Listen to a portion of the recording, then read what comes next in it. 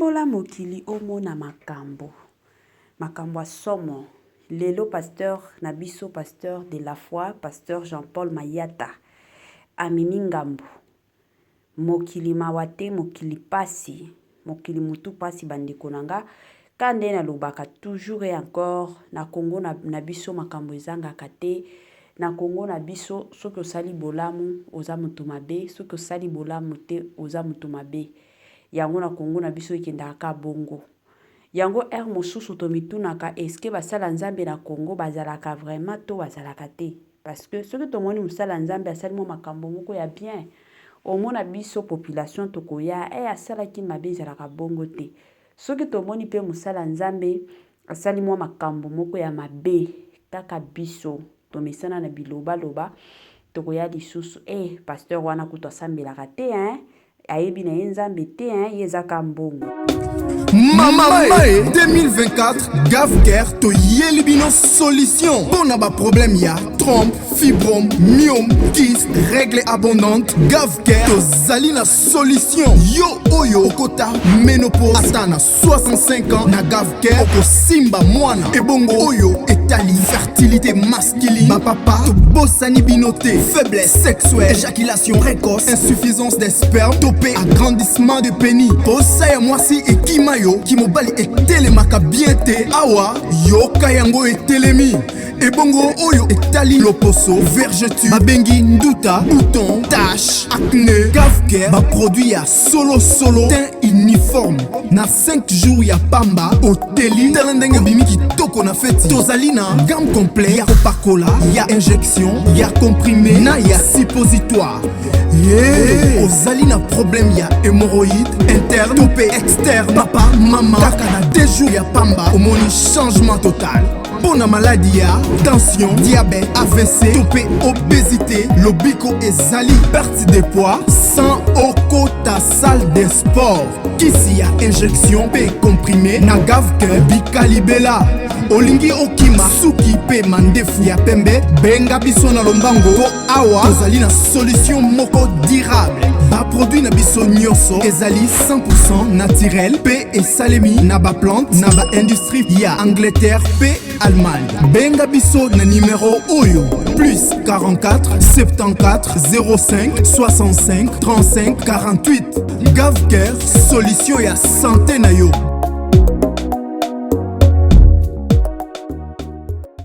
Sensibilisation kandenge zalaka Gavker ayeli bino ba masolo moko kitoko. Gavker ayeli bino ba masolo moko bien. Gavker aye po na lobiko na bino kandenge tolobaka na Gavker bika na yo libela na système moko ya bien. Gavker azawana pona osunga ba papa, azawana pona bokusunga plutôt ba mama. Gavker asunga ka penza batu nyonso o nyonso azana posa ke no Gavker asunga ye, Gavker asungaka. Oyo ezotala kobota na bino ezana basi ebele lelo oyo bazonyokwa na makambo mabota matakita e osimba te na Gavker yaka osimba mwana na yo na système moko ya bien. Pona ba papa na biso mosusu monaka papa tellement que a travaillaka mingi. Il faut la mkakatongo atie musala, il faut asala kaboye matakita et ko sala que non la plupart ya ba papa na biso bakomba na bango bilemba lemba. Yango Gavker ayeli bino ba papa ba solution toboy na biso libale kufa toboy na biso basi batima bino. So que moni que non makambo na côté mosusu wana e osala bien te e kozala malamu benga Gavker asunga yo na système moko ya bien penza mingi makasi. Salut cher Bouchou, salut cher abonné, salut cher connaissance. Salut surtout les amis de Étoile Lune Inès TV. J'espère que vous allez bien. Quant à moi, je suis le bien, super bien par la grâce de Dieu. Cher Bouchou, cher abonné et cher connaissance, Yalelo penza na memeli bino pasteur Nabiso, pasteur de la foi, pasteur Jean-Paul Mayata. ebele ya bato toyebi ye tomonaka ye aire mosusu comédien abando jouer pa ya Belvi Kandi abando jouer pa ya Mams Sila Bisalu de l'autre côté pe azalaka pasteur monene ya église na ye kandenge biso nyonso toyebaka kandenge biso nyonso tomonaka na système moko ya bien nini ezoleka makambo nini esali que non lelo oyo toya kobeta masolo la famille. Avant na kota na mamuzindo na olingana nous na pesa un grand merci na yemoko Poutine de l'écriture Belvi Kandi la patrona tomoni spectacle ya président Anse Luzolo na ba remerciement na ye to yaki koyoka pe kombo ya Poutine alobi soki spectacle wana esalamaki c'est parce que ezaki na batu o basunga ye parmi batu o basunga ye Belvi Kandi Poutine de l'écriture pe atiaki mbongo na ye na système moko ya kitoko umela pe zala mwasi nzambe la famille kande na yaka kopesa mwa sensibilisation na bandeko nyonso o baokota sika toyebi ke chaque fois que tosalaka bémission ya sika bato sika pe bakotaka yango na ko sensibiliser bino si c'est la toute première fois ya kokota penza na chaîne na biso chaîne moko kitoko chaîne ya ba conseil chaîne ya ba analyse chaîne moko ya ba information pas possible. Je vous prierai surtout de vous abonner massivement. Abonnez-vous. Cliquez aussi sur la cloche de notification pour surtout recevoir les nouveautés de notre chaîne. Aimez la vidéo, la famille, commentez et partagez. Et kosa la biso oyo penza tolobaka na biso chaque jour, chaque minute et pourquoi pas chaque seconde. Tokos makasi bambote nanga na yemoko Linda bukulu yaba Linda bambote nanga na yemoko Madame Gracia Mpoi yaba Gracia bambote na mama Lisi Pito Pito yaba Lisi bambote na mama Joséphine et pourquoi pas mama Eugénie Zemanga na pesi bambote kandenge ezalaka na système moko tokos na yemoko Madame Judith Diampoviza bambote nanga na Madame Vicky Mbonzo depuis Sénégal na système moko ya bien voilà tomona ki passage ya pasteur Mike Kalambay na église ya pasteur de la foi to na église ya pasteur Jean-Paul Mayata mikolo tomona pasteur Mike Kalambay na ba église ebele akendaki na église ya pasteur Kabundi Walesa tomona ki pasteur akendaki kuna sensibiliser batu pona concert na ye le 27 juillet 2024 et du coup toye komona ye pe na église ya papa na biso Jean-Paul Mayata. Alors passage na ye na église ya pasteur Jean-Paul la plupart des gens balobela yango la plupart des gens quand ndenge boyebi basepela komona pasteur Mike Kalambay na église ya pasteur Jean-Paul et il y a aussi une partie des gens oyo basepela kité ata moke te bandeko nanga botunanga pourquoi basepela te pourquoi parce que bango nyonso baza basala nzambe bango nyonso baza na appel à nzambe bango nyonso nzambe abengisa bango mais pourquoi bandimi mosusu basepela na bango te komona pasteur Mike Kalambay Congolais congolaises partout ozali kotala biso toyeli yo offre oyo ezali na kati ya maluku vente ya ba terrain ya 20 mètres sur 15 awa na kati ya commune ya Maluku ba terrain oyo ezali kitoko ezali na emplacement ya bien ezali plat ezali ba terrain oyo ezali na problème ata moko te ndeko na biso ozali kotala biso contactez biso na numéro oyo ezali affiché na ba bande d'écran na bino contactez biso pour na ba précision ba terrain oyo ezali kotekama na $350 ya pamba na $350 ya pamba ozui terrain na yo ya 20 mètres sur 15 et puis il y a aussi possibilité ya kosomba terrain à crédit soki ozosomba à partir il y a 5 terrains. Donc à partir il y a 5 terrains mata, vous avez la possibilité il y a kofuta ndambu. Voilà opportunité yango na porte ya ndako na yo. Contactez ba numéro na biso oyo ezali affiché pour na beaucoup plus de détails. To continue bandeko na nga na le pourquoi bandeko mosusu basepela na bango te. Ekozala mwa bien na ya kosensibiliser bandeko na nga to kolamusa peuple congolais kandenge ezalaka na makambo kosombaka bandako. La famille ba mapango koteka yango yo $350 ya pamba osombi lupango. Ngana lobaka toujours kolata kobima kitoko kolia kosala ba voyage kilikili c'est bien mais il faut kotala pe lobby tala pe lobby ya bana na yo. Peut-être lelo o nzamba sali yo grâce ya kozwa mbongo. Que dire tomorrow, que dire lobby, que dire demain, que dire kesho. Soki nzamba pesi yo te, soki apesi bakoki te ekozala ndenge nini. Alors soki oza na mbongo na yo sombela bana na yo lupango pour que ata lobby to lobby kuna oyebi ke no makambo yo simba te. L'essentiel na cessé ya motema oyebi ke l'avenir de mes enfants est totalement assuré na système moko ya bien. Voilà la famille tozongela makambo na biso kande na obeta masolo ya papa na biso papa Jean-Paul Mayata o biso nyoso toyebi na obeta masolo pe ya pasteur Mike Kalambai kandenge tomona ki présence ya pasteur Mike Kalambai na église ya pasteur Jean-Paul. Une partie des gens basepela ki balobi ezalaka toujours bien pour deux frères de demeurer surtout ensemble.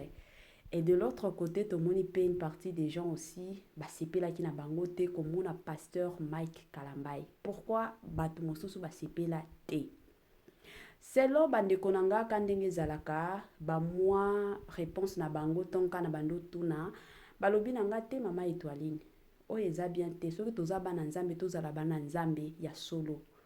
Parce que comme on a le pasteur Mike Kalambai na église ya pasteur de la foi, akendaki kuna parce que azana besoin stade de martyr etonda le 27 na batan o nyonso tango azalaka na ba concert akendaka na église wana te. Église ya pasteur Jean-Paul eza église ya kala tomona ye te kokendo yemba kuna te, tomona ye te ata dimanche moko te kokendo visiter kuna, mais toye komona ye kaka tango akomi pembeni na concert na ye parce que concert na ye eza prévu pour le 27 de ce mois. Yango toke to moni ye ake koyemba ko sensibiliser pe bandimi ya kuna ba participer. Et tout ça pourquoi? Parce que pasteur Moïse Mbiye a salaki plein na stade de martyr et de son côté alingi pe alaki sa pasteur Moïse Mbiye que non lui aussi peut faire ça. Et pourtant en tant que bana nzambe bakoki kosala bongo te bakoki kosala bongo te ye il fallait asala ka ba sensibilisation oyo akomi azo sala ki akoma kokota kana ba église po na kosenga bandimi ba participer na concert na ye yango bandeko mosusu basepela na bango te. Bandeko mosusu pe bapesi na bango ba raison na bango balobi bango pasteur Mike Kalambai ba sœur Deborah Lukalu ba sœur Sandra Mbui ba sœur Rosini Kaiba bango baza bato majabu bakota kana ba église ya bato majabu. Est-ce que lelo soki pasteur de la foi a eu problème bato majabu bakoya ko assister ye selon bato mosusu balobi te akende kana ba église ya bato majabu parce que bango bakomi kaka soki mutu majabu aza na problème de ba okendo assister mutu mosusu bakondima na bango ko assister te. Alors balongola pasteur de la foi na makambo yo yango moi kandenge boyebi biso musala na biso ezalaka kokendo kota na mozindo soki tomoni nungu ebandi toninga kokota toninga kotuna bato mosusu ba vie na bango pourquoi bolobi bongo pourquoi bo imaginer bongo donc ezalaka moi bongo tango pe tokozwa ba renseignement nyonso nde toyaka kosala analyse na biso. Bon de mon côté kande na lobaka soki makambo ebimi nazalaka pe na droit ya koya kosala analyse. Ezate que non de mon côté na ovanda ka kimia na otala ka ndenge bato ba oloba non de mon côté pe na yaka kosala analyse. Premièrement eloko liboso o na koya koloba to na koya kosenga na population congolaise eza que s'il vous plaît la famille toza biso nyonso bana papa moko bana mama moko na lobaka toujours toza biso nyonso ba congolais tolinga te soki babengi yo Mswahili babengi yo Muluba babengi yo Congo babengi yo nani biso nyonso toza ba congolais tolinga te.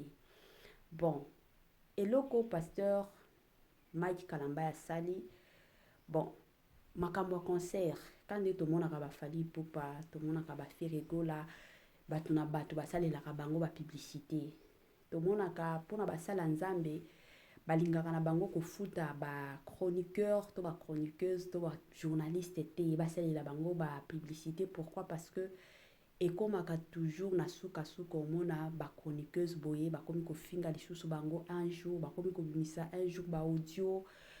Donc yango mosusu ebangisaka bango. Sikoyo na kilelo oyo la plupart des gens préféré na bango soki kandenge zalaka moi sensibilisation balingi basala bakolinga bango moko bakota, s'il s'agit ba église, s'il s'agit ba quartier, s'il s'agit wapi bakolinga vraiment bakota pour que bakokisa oyo baza nango posa ezalaka mwa bongo.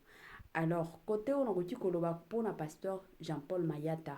Pasteur Jean-Paul Mayata aza parmi ba pasteur nga kutu na tombola kana kumisaka basala nzambe o bayebi nzambe na busolo, basala nzambe o ba osalela nzambe na mitema na bango o penza nzambe abengi. Parce que lelo na Congo na biso toza ba pasteur ebele, toza na ba prophète ebele, mais bango wana nyonso soki totali bien, peut-être sur 100% na kuti koloba 20% kaka nde ya basala nzambe ya solo. 80% o nyonso baza bato lokuta, baza bato moko balingi na bango visibilité, balingi na bango koliaka bandimi mbongo. Mais pasteur na biso Jean-Paul Mayata aza parmi ba pasteur o ba o servir nzambe na busolo. Alors connaissant pasteur na biso Jean-Paul, aza papa moko azalaka humble, aza papa moko azalaka social, asololaka na mutu nyonso, alingaka pe kopesa mutu nyonso chance na vie. Soki pasteur Mike akendai kosenga ye, je suis sûr que avant akota na église na ye, avant ayemba basololaki déjà, ayebisaki ye déjà que non ndenge eza boye baye na lingi na ya na église plutôt pona makambo concert na nga na sensibiliser to que doit adorer ensemble na batu nyonso. Alors je ne vois pas le pourquoi pasteur Nabiso Jean-Paul Mayata koki koboya surtout pour na makambo nzambe. Et une chose aussi à savoir, s'il vous plaît la famille, tomona awa bandeko na biso mosusu comme le pasteur Patrice Ngomosoko, parce que lelo oya komi pe pasteur pasteur Patrice Ngomosoko, tomona ki le frère Matou Samuel bakendaki ko soutenir papa na biso Moïse Mbiye, mais du côté ya papa na biso Mike Kalambai tomoni soutien penza ya makasi te na basala nzambe mosusu to na ba pasteur mosusu to na ba musicien mosusu tomoni soutien wana penza ya makasi te. Alors ce que omoni de ton côté peut-être que batu ba osunga yo te, batu ba oza la sensibilisation te. Alors ezalaka bien yo moko mukolo makambo luka ba nzela nini okoki kosala pour que makambo na yo etambola ekende liboso. Ezalaka bongo parce que akoki kovanda ka boite asala ka ba lancement na ye kaninga osala ke non ndenge eza boye le 27 to ya na stade de martyr boye ezala batu mosusu ba otala na okende nanga te. Maintenant ba omona ye peut-être na moi église moko boye c'est pasteur ayemba ki bien na kende pe ko participer. Je sais que la plupart des gens tozwaka makambo pasteur Mike Kalamba na pasteur Moïse Mbiye ke non balingi balakisa nani asala ki plein na kosala planté. Mais moi ce que je sais surtout en tant que moi Nzambe eza kaka pour la gloire de Dieu. Avant que date ya pasteur Moïse Mbiye bima, toyebaki déjà concert à pasteur Moïse, ya pasteur Mike Kalamba plutôt. Toyebaki concert na ye. Ya pasteur Moïse Mbiye eyaki kobima après nde concert na ye, date na ye eyaki kobima. Mais je ne pense pas que pasteur Mike Kalamba plutôt au salango pour nako lakisa pasteur Moïse Mbiye ke non ngape na koki. Je ne pense pas. Eza moi bongomo. De l'autre côté quand on a pesa nanga concert na opesa kaka na pasteur Mike Kalamba, pasteur et maman na biso Sandra Mbouyi, la sœur Rosini Kaiba, la sœur Deborah Lukalo, eza kaka ke non batu ba oloba to mona ki awa na matanga pasteur Marcelo pasteur na biso Mike Kalamba azalaki kuna, la sœur Rosini Kaiba bazalaki kuna. Tomonaki matanga ya pasteur Baruti, pasteur Mike akendaki kuna kutu ayembaki. Alors ce que je peux vous demander est que s'il vous plaît, bola taka komwa majabu te, soki ba chrétien mosusu bazana likambo, bozala neti batu mosusu pona ko assister bango. Ezala te ke no ka batu na biso ka batu na biso.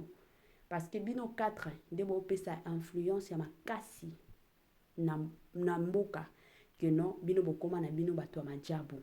Yango bo pesa image wana koloba ke non majabu aye pona ko kabola batu, pona ko kabola basala nzambe. Alors faites la différence. Boza bana nzambe. Mwana nzambe aza mutu o place nyonso atambola katiaka kimia. Atiaka bolingo alakisaka pe bolingo. Donc bola kisa bongo e ozala malamu. Bozala qualifié ke non toza bato majabu te. Majabu wana ebimi to yebi te soki erotika la libela to un jour ba projet kozala mosusu ke non e ozala lisusu akoyemba te, kozala ba école, kozala ba voyage, kozala boye. Alors soki okoma peut-être na niveau wana to boy un jour boya kolela ke non si on les savait. Et vous allez pas si mawa. Alors, soyez toujours social comme vous l'avez toujours été. Sœur Rosini Kaiba Toyebi, vous allez toujours social. Continue toujours de l'être. Et de l'autre côté, de la part du pasteur Mike Kalamba, de ton côté, papa, s'il vous plaît, Kandenge Ozalaka na système moko ya bien. Congolais, Congolaises, partout, Ozali Kota Labiso, Toyeli yo, offre oyo, ezali na kati ya maluku, vente ya ba terrain, ya 20 mètres sur 15. Awa na kati ya commune ya maluku, ba terrain oyo ezali kitoko, ezali na emplacement ya bien, ezali plat, ezali ba terrain oyo ezali na problème ata moko te. Ndeko na biso ozali kotala biso, contactez biso na numéro oyo ezali affiché na ba bande d'écran na bino. Contactez biso pour na ba précision. Ba terrain oyo ezali kotekama na $350 ya pamba. Na $350 ya pamba aux 8 terrains na yo ya 20 mètres sur 15. Et puis il y a aussi possibilité ya kosomba terrain à crédit soki ozo somba à partir il y a 5 terrains. Donc à partir il y a 5 terrains mata, vous allez la possibilité il y a kofuta ndambu. Voilà opportunité yango n'importe yanda kuna yo. Contactez ba numéro na biso o ezali affiché pour na beaucoup plus de détails.